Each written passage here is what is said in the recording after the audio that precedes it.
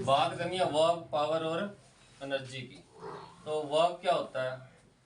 तो इसका फॉर्मूला होता है फोर्स इनटू डिस्प्लेसमेंट। अभी आपको वर्क को समझने से पहले क्या समझना पड़ेगा? डिस्प्लेसमेंट और डिस्टेंस का कॉन्सेप्ट समझना पड़ेगा। मान लो कोई ऑब्जेक्ट है या कोई पर्सन है, ए पॉइंट पे यहाँ पर खड़ा है और वो यहाँ से यहाँ गया और वापस यहाँ इस पॉइंट पर आ गया, बी पॉइंट पर। तो यहाँ से लेके यहाँ तक ये क्या हो गया? डिस्टेंस। ये इधर से जो लॉन्गेस्ट पाथ है ये क्या होता है? डिस्टेंस। और ये जो कम से कम दूरी है ये क्या है? डिस्प्लेसमेंट। जो शॉर्टेस्ट पाथ क्या होता है? डिस्प्लेसमेंट। अगर यदि ये वापस इधर यहाँ पर ही आ जाता फिर क्या हो जाता? डिस्प्लेसमेंट जीरो हो जाता। फिर डिस्प्लेसमेंट कितना हो जाता? जीरो। लेकिन डिस्टेंस तो ये सारा ही होता, ये पूरा का पूरा क्या होता? डिस्टेंस। तो कहने का मतलब डिस्प्लेसमेंट क्या हो सकता है? जीरो भी हो सकता है, लेकिन डिस्टेंस कभी भी जीरो नहीं होता। तो वर्क के अंदर यही है, फोर्स इंटू डिस्प्लेसमेंट क्या होता है? वर्क। फोर्स इंटू डिस्प्लेसमेंट क्या होता है? वर्क। तो इसको डॉट को तोड़ने से क्या हो जाता है? यहाँ पे कोस थीटा आ जाता है। क्या आ जाता है? Cos theta. तो कोस थीटा जो ये थीटा क्या है? एंगल। थीटा क्या है? एंगल। ये आपको कोस थीटा बाद में समझ लगेगा जब आप 9th का आईसीएसई बोर्ड का या 10th का सीबीएसई का या कोई और बोर्ड का मैथ्स का कर लोगे तो ये क्या होता है? एंगल होता है बेसिकली। किस किस में? फोर्स में और डिस्प्लेसमेंट में। मान लो कोई पर्सन है और इसने सर पे कुछ उठाया हुआ है, इसने सर पे कुछ उठाया हुआ है और ये चल इधर रहा है आगे की तरफ। क्या ये कोई वर्क कर रहा है? अकॉर्डिंग टू फिजिक्स नहीं करता, क्योंकि इन दोनों में एंगल कितने का बनेगा? इधर तो ये चल रहा है या डिस्प्लेस कर रहा है मतलब। तो और फोर्स इसका ऊपर की तरफ लग रहा है, तो नीचे अर्थ इसको ग्रेविटेशनल फोर्स से खींचेगी, तो ये दोनों फोर्स आपस में क्या हो जाएंगी? कैंसिल हो जाएंगी। तो इसलिए ये कोई वर्क नहीं करता। तो इसमें एंगल कितने का था? 90 था। कोस 90 कितना होता है? जीरो होता है। कोस 90 कितना होता है? जीरो। इसलिए इसमें वर्क ये सारा कितना हो जाएगा? जीरो हो जाएगा। तो वर्क क्या हो सकता है? जीरो भी हो सकता है, पॉजिटिव भी हो सकता है, नेगेटिव भी हो सकता है। ये डिपेंड करता है एंगल कितना है। मान लो मैंने किसी चीज को इस तरफ पुश किया और पुश किया और वो आगे की तरफ चल पड़ा, तो दोनों एक ही डायरेक्शन में हो गए। फोर्स और डिस्प्लेसमेंट एक ही डायरेक्शन में हो गए। तो इस टाइम वर्क क्या होगा? पॉजिटिव होगा। इस टाइम वर्क क्या होगा? पॉजिटिव। तो अगर यदि मैं फोर्स आगे की तरफ लगाऊं लेकिन ऑब्जेक्ट पीछे की तरफ डिस्प्लेस करे तो एंगल कितने का बन जाएगा? 180 का। कितने का बन जाएगा? 180। तो cos 180 -1 होता है। cos 180 -1। तो उस टाइम क्या हो जाएगा? इन दोनों में जो वर्क होएगा वो क्या हो जाएगा? नेगेटिव। तो कहने का मतलब वर्क पॉजिटिव भी हो सकता है, नेगेटिव भी हो सकता है, जीरो भी हो सकता है। और पहले जो डिस्टेंस और डिस्प्लेसमेंट वाला था, डिस्प्लेसमेंट जीरो हो सकता है, तो इसमें डिफरेंस आता है, इसलिए रट्टा मारने की जरूरत नहीं है, आपको पता चल गया भी डिस्प्लेसमेंट क्या होता है। इसके बाद क्या आएगा? पावर। इसके बाद क्या आएगा? पावर। तो ये पावर क्या होगा? Work upon time. पावर क्या होता है? Work upon time. तो वर्क का अभी हमने किया फोर्स इंटू डिस्प्लेसमेंट, और टाइम ही होता है। फोर्स का यूनिट क्या होता है? न्यूटन। जब ये फोर्स किसके बराबर होता है? एम ए के। तो मास किस में होता है? किलोग्राम में। ऐसा यूनिट लें तो एक्सेलरेशन क्या होता है? मीटर पर सेकंड स्क्वायर। और ये डिस्प्लेसमेंट फिर मीटर, टाइम सेकंड में। तो ओवरऑल इसका यूनिट क्या बन जाएगा? किलोग्राम मीटर स्क्वायर, और ये सेकंड ऊपर जाके माइनस हो जाएगा।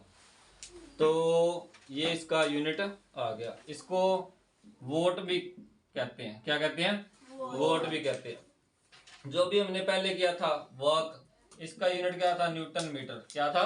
Newton metre. इसको जूल भी कहते हैं। इसको जूल मीटर। तो न्यूटन की जगह हम क्या लिख सकते हैं? किलोग्राम मीटर पर सेकंड स्क्वायर भी लिख सकते हैं।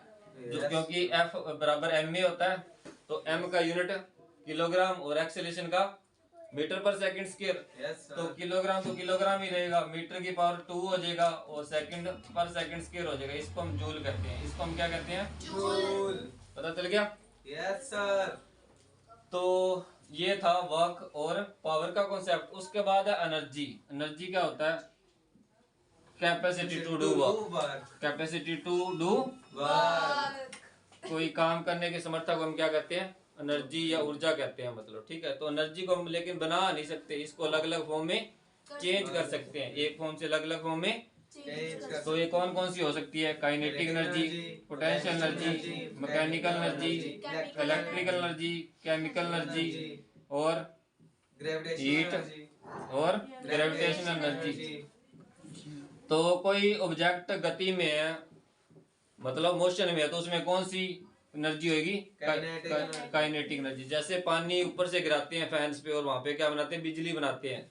तो जो पानी ऊपर से आता है जोर से, वो गति में होता है, तो फैंस को भी रोटेट कर देता है, तो वो भी क्या हो जाती है, उसमें कौन सी एनर्जी आ जाती है, काइनेटिक। और फिर आगे डायनेमो लगा के उससे कौन सी एनर्जी बना लेते हैं, इलेक्ट्रिकल।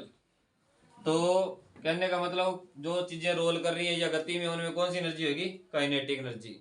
उसके बाद है पोटेंशियल एनर्जी। कौन सी एनर्जी, पोटेंशियल। तो पोटेंशियल एनर्जी क्या होती है, एम। इसका काइनेटिक एनर्जी का फॉर्मूला भी याद रखना, हाफ एम वी स्क्वायर, मतलब half into mass into velocity का स्क्वायर। वेलोसिटी की जगह यू भी हो सकती है अगर यदि वो इनिशियल वेलोसिटी है, फाइनल वेलोसिटी है तो वी होएगा।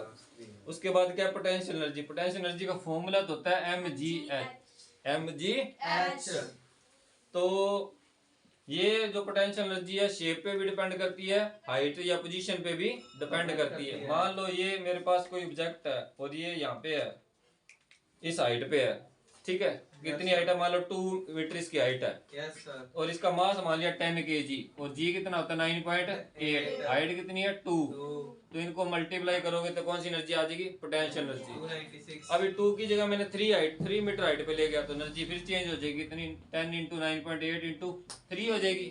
Yes sir. तो कहने का मतलब एनर्जी को हम, वो तो पहले वो अलग कॉन्सेप्ट है, चलो ये मतलब इसकी पोटेंशियल एनर्जी का निकालने का तरीका, हाइट की वैल्यू फिल कर करके हम इसकी एनर्जी निकाल सकते हैं। ऑब्जेक्ट का अगर यदि मास सेम है, जैसे 10 है, इसका मास मान लो 10 माना, हाइट इसकी चेंज करते गए तो हम पोटेंशियल एनर्जी निकाल लेंगे, कैसे, एम जी एच से।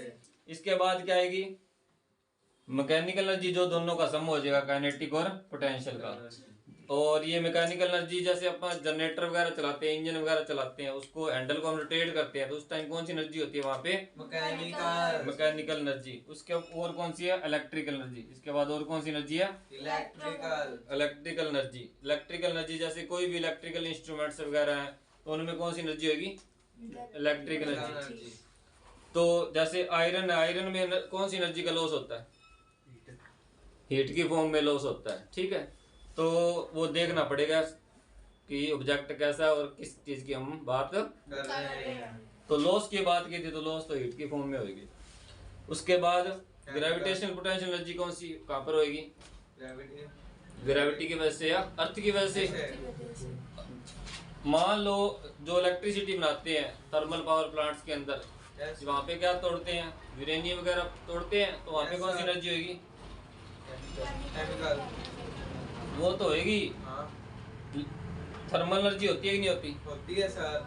तो अर्थ के अंदर नीचे मान लो हीट वगैरह होती है, तो वहाँ पे कौन सी एनर्जी होगी, heat energy, gravitation, thermal energy. पानी की वजह से कौन सी एनर्जी होती है, पानी की वजह से सर, थर्मल।